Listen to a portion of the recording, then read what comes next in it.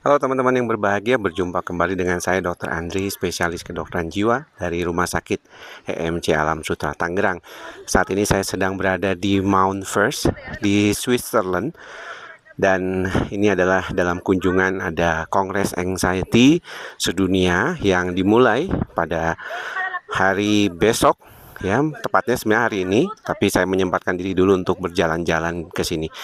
Teman-teman, masalah gangguan anxiety memang salah satu yang menjadi problem yang cukup dominan yang dialami oleh banyak orang, dan tentunya kita melihat bahwa dari tahun 2019 waktu saya pertama kali datang ke Kongres Sedunia untuk anxiety ini di 2019 di Wurzburg, dikatakan memang sebenarnya problem yang berkaitan dengan masalah anxiety ini dominan terkait dengan faktor genetik. Ada sekitar 43% faktor genetik yang mempunyai peran dalam bagaimana mengelola kondisi ini menjadi tidak terlalu bisa baik kalau misalnya kita tidak memahaminya.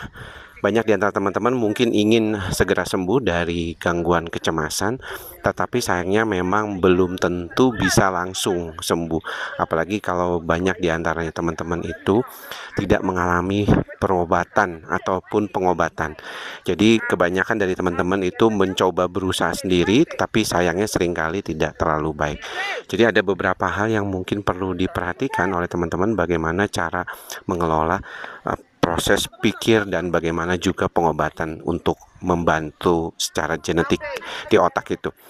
Sekitaran dari beberapa kasus yang kita temukan di dalam praktek, memang banyak di antaranya terjadi di usia muda, dan atau kita lihat masalah kecemasan itu memang bisa terjadi di usia yang sangat muda, ya, bisa di usia-usia awal kehidupan, dan kita bisa lihat karakter dari pasien-pasiennya juga seringkali muncul berbeda pada situasi tertentu.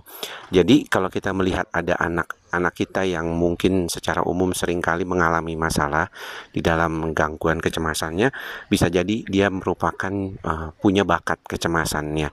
Dan tentunya ini juga peran dari orang tua untuk segera mengenali, ya, karena terkadang orang banyak nggak terlalu paham bahwa gangguan ini adalah gangguan yang berkaitan dengan gangguan kecemasan, dan mereka pikir ini adalah suatu kondisi yang bisa nanti lepas. Ada perbedaan yang harus diperhatikan oleh teman-teman ketika berhadapan dengan masalah kecemasan, yaitu betapa kondisi ini tidak secara adaptif, ya, jadi tidak bisa adaptif dan itu mengganggu kehidupan orang tersebut.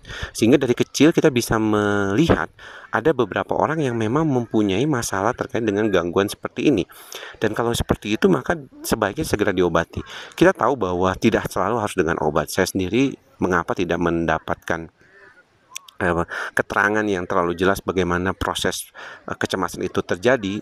Seringkali kita melihatnya dari berbagai macam faktor. Jadi genetiknya sendiri ada 50 penanda genetik, tidak terlalu dominan. Apa yang menyebabkan amigdala itu lebih dominan? Ya, memang ada proses trauma-trauma masa kecil yang perlu kita perhatikan, tapi juga faktor lingkungan pendukung juga perlu. Sehingga tidak selalu harus dengan obat, ya. Kalau masa kecil anak-anak di bawah 18 tahun mungkin sebagian tidak perlu dengan obat dulu, tapi bisa dengan cara yang lain. Dan inilah yang mungkin penting untuk diperhatikan oleh teman-teman, supaya teman-teman bisa mengerti bahwa situasi ini bukanlah sesuatu yang secara umum itu bisa segera diobati kalau misalnya sudah ketahuan terlalu besar, ya, atau terlalu gede.